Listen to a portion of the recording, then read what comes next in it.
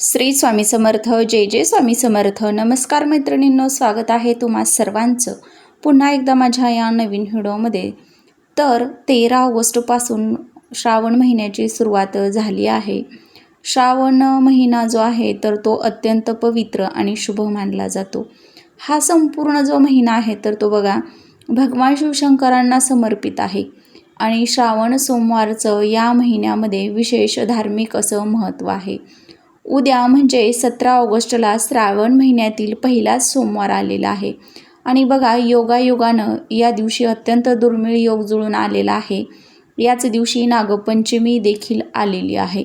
तब्बल 3 वर्षानंतरनं हा दुर्मिळ योग जो आहे तर तो उद्या जुळून आलेला आहे आणि श्रावण महिन्यातील सोमवारच्या दिवशी नागपंचमी येणं म्हणजे या श्रावणी सोमवारचं महत्त्व दुपटीनं वाढलेलं आहे आणि म्हणूनच 17 ऑगस्टचा दिवस यंदा सर्व शिवभक्तांसाठी मोठी पर्वणी ठरणार आहे. आपल्या हिंदू धर्मात नागपंचमी हा सण जो आहे तर तो खूप महत्त्वाचा आणि विशेष असा मानला जातो. नागपंचमी हा सण सर्पदेवतेला म्हणजेच नागदेवतेला समर्पित केला जातो. तर बघा नागाला या दिवशी दैवी स्थान आहे. भगवान शिवशंकरांच्या गळ्यातील नाग हा भगवान विष्णूंचा शेषनाग आणि श्रीकृष्णाने कालिया नागाचा पराभव केल्यानं आपल्या हिंदू धर्मात नागाला दैवी स्थान दिले गेले आहे आणि त्याचमुळं नागपंचमीच्या दिवशी नागपूजा करणं अत्यंत शुभ मानलं जातं.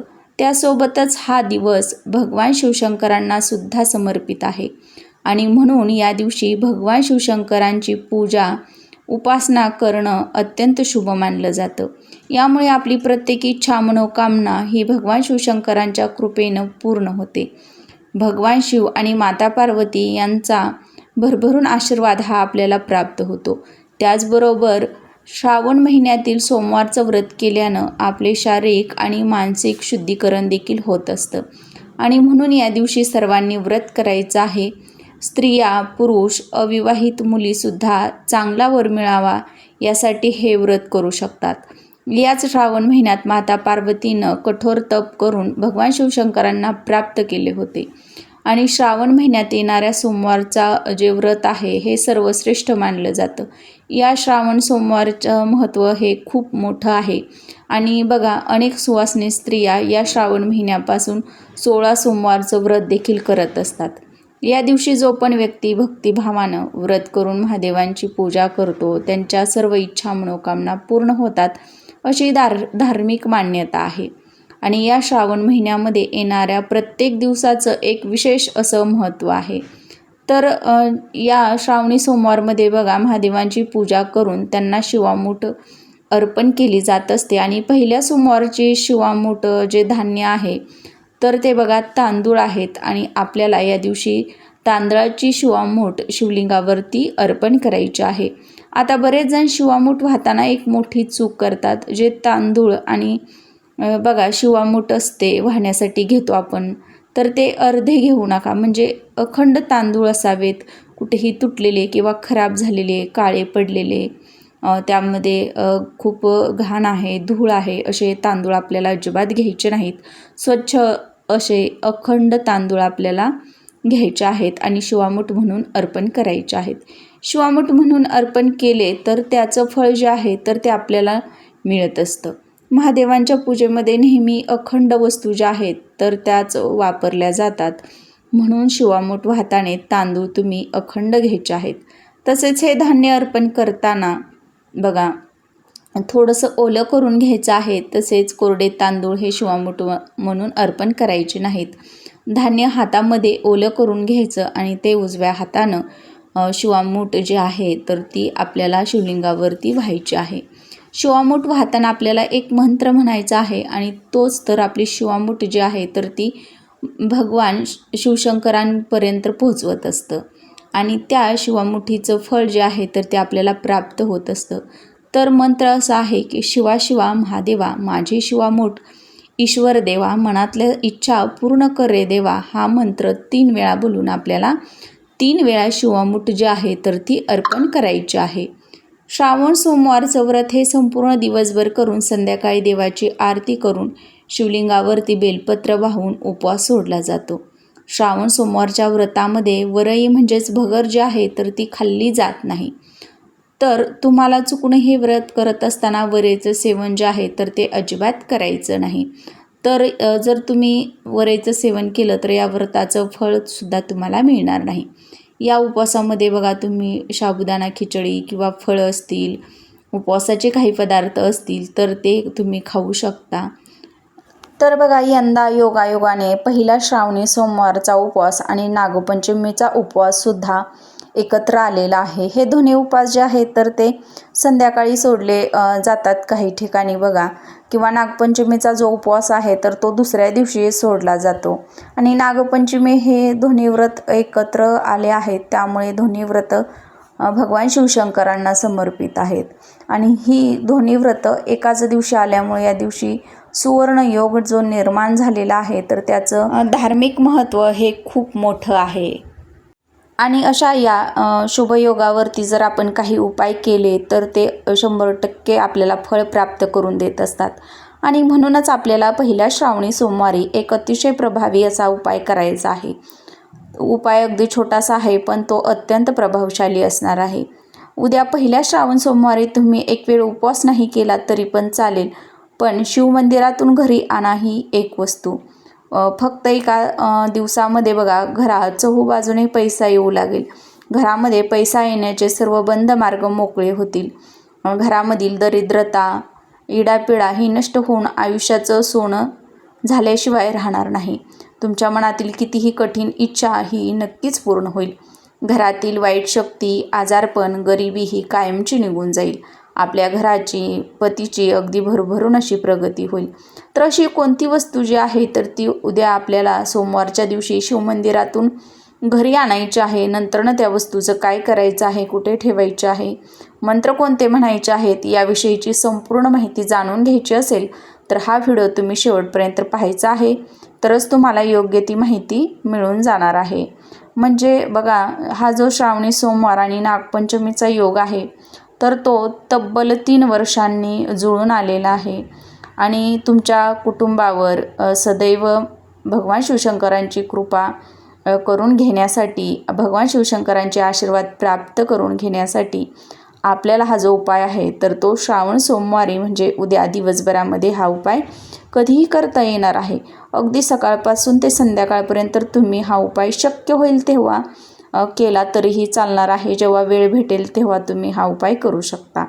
तुम्हाला शिवमंदिरातून घरी ही वस्तू आणायची आहे, परंतु या सोमवारी जर तुम्हाला हा उपाय प्रदोष काळामध्ये जर करणं शक्य झालं तर प्रदोष काळामध्येच करा. आता प्रदोष काळ म्हणजे कोणता काळ, तर सूर्यास्ता होण्याच्या अगोदर 1 तास आणि सूर्यास्तानंतरची जी 1 तासाची वेळ असते तर ती प्रदोष काळ म्हणून ओळखली जाते. तर भगवान महादेवांची पूजा ही प्रदोष काळामध्ये केली तर ती अतिशय उत्तम राहते किंवा त्याचं फळ हे आपल्याला मिळत असतं. तर उपाय जर तुम्हाला या प्रदोष काळामध्ये जर शक्य झालं करणं तर तुम्ही आवर्जून प्रदोष काळामध्ये हा उपाय करायचा आहे. जर तुम्ही भरपूर कष्ट मेहनतच करत आहात ते देखील करून, म्हणजे कष्ट आणि मेहनत करून देखील तुमच्या कष्टाला, मेहनतीला तुमच्या नशिबाची, भाग्याची साथ मिळत नसेल, तुमची कोणतीच गोष्ट तुमच्या मनासारखी घडत नसेल, तुमच्याकडे पैसा येत आहे पण पैसा आला की तो तुमच्याकडे टिकत नाही, तो कोणत्या ना कोणत्या कारणाने तुमच्या घरामधून निघून जात आहे, तुमच्या हातातून खर्च होऊन जात आहे, म्हणजे तुमच्या घरामध्ये जी लक्ष्मी येत आहे तर ती अस्थिर आहे. तर ती अस्थिर लक्ष्मी तुमच्या घरामध्ये स्थिर करण्यासाठी तुमच्यावरती एखादं कर्ज असेल, मग ते कर्ज घराचं असेल किंवा इतर कोणतंही कर्ज असेल, तर ते कर्जातून तुम्हाला लवकरात लवकर मुक्तता हवी असेल तर तुम्ही हा उपाय आवर्जून करायचा आहे. जर तुम्हाला असं वाटत असेल की तुमचं भाग्य चांगलं नाही म्हणून तुमचं काम खराब होत आहे, जर तुम्हाला अजिबात काळजी करण्याची गरज नाही, जर तुमचा ज्योतिषशास्त्रावर विश्वास असेल तर नशीब देखील मार्ग बदलतं. आणि म्हणून तुम्ही बघितलं असेल गरीब व्यक्तीसुद्धा काही दिवसानंतर श्रीमंत होतो आणि श्रीमंत व्यक्तीसुद्धा काही कालांतराने गरीब होत असतो. म्हणजे आपलं जे नशीब आहे तर ते नेहमी बदलत असतं. जर तुमच्या नशिबामध्ये तुम्हाला चांगल्या गोष्टी घडवून आणायच्या असतील तर तुम्ही हा उपाय आवर्जून करायचा आहे. तुमच्या घराची, तुमच्या मुलांची, पतीची प्रगती ही घडवून आणण्यासाठी बघा तुमच्या पतीला किंवा मुलांना प्रत्येक क्षेत्रामध्ये यश मिळावं, कामामध्ये यश मिळावं यासाठी तुम्हाला हा उपाय नक्कीच करायचा आहे. त्याचबरोबर या उपायानं आपल्या घरामध्ये असणारे सर्व दोष, नकारात्मकता, जी वाईट शक्ती आहे, जी ऊर्जा आहे, अडचणी आहेत तर त्या नष्ट होणार आहेत. म्हणून आपल्याला या श्रावणी सोमवारच्या दिवशी सकाळी लवकर उठायचं आहे. तर या दिवशी तुम्हाला सकाळी उठल्यानंतरनं स्वच्छ स्नान करून घ्यायचं आहे. अंघोळीच्या पाण्यामध्ये बघा जर तुम्हाला शक्य असेल तर थोडंसं कच्चं गाईचं दूध टाका, गंगाजल टाका आणि यानं स्नान करा. स्नान करून झाल्यानंतरनं देवघरातील देवांची विधिवत पूजा करून घ्यायची आहे. देवघरामध्ये धूप, दीप, अगरबत्ती लावून वातावरण प्रसन्न करून घ्यायचं आहे. देवघरामध्ये जर शिवलिंग असेल तर शिवलिंगावरती अभिषेक करायचा आहे. मग तुम्हाला ज्यानं पण करणं होईल त्या म्हणजेच बघा दुधानं, पाण्यानं किंवा पंचामृतानं जसा करणं शक्य होईल तसा अभिषेक करून घ्यायचा आहे. किंवा तुम्ही शिवमंदिरामध्ये जाऊन सुद्धा हा अभिषेक करू शकता. जर घराच्या आसपास शिवमंदिर असेल तर त्या ठिकाणी जाऊन तुम्ही हा अभिषेक केला तरीही चालेल. तर आपल्यामध्ये बघा एक सकारात्मक ऊर्जा येत असते, एक दैवी शक्ती आपल्यामध्ये निर्माण होत असते आणि त्यामुळे आपल्या घरातील अडचणी ज्या आहेत तर त्या दूर होत असतात. आणि म्हणून प्रत्येक श्रावण सोमवारी शिवलिंगावरती अभिषेक आवर्जून करायचा आहे. आता देवघरामध्ये धूप, दीप, अगरबत्ती लावून नंतरनंच हा जो एक उपाय आहे तर तो करायचा आहे. तर त्यासाठी तुम्हाला काय करायचं आहे, एक लोटा जल म्हणजेच एक तांब्यावर पाणी घ्यायचं आहे. ते पाणी स्वच्छ असावं. आता हे घेऊन आपल्याला शिवमंदिरामध्ये जायचं आहे. शिवमंदिरामध्ये जाताना आपल्याला सोबत पूजेचं सर्व साहित्य देखील घेऊन जायचं आहे. त्या पाण्यामध्ये बघा तुम्हाला थोडंसं 1 चमचाभर गंगाजल, 1 चमचाभर गाईचं कच्चं दूध आहे तर ते टाकायचं आहे. 1 गुळाचा खडा टाकायचा आहे आणि 11 अखंड तांदूळ टाकायचे आहेत. त्यासोबतच बेलपत्राची जी पानं असतात बघा तर ती पानं देखील यामध्ये टाकायची आहेत. 2-3 किंवा 5 टाकली तरीही चालतील. फक्त बेलपत्र हे अखंड असायला हवं. त्या बेलपत्राला 3 दलं असायला हवीत.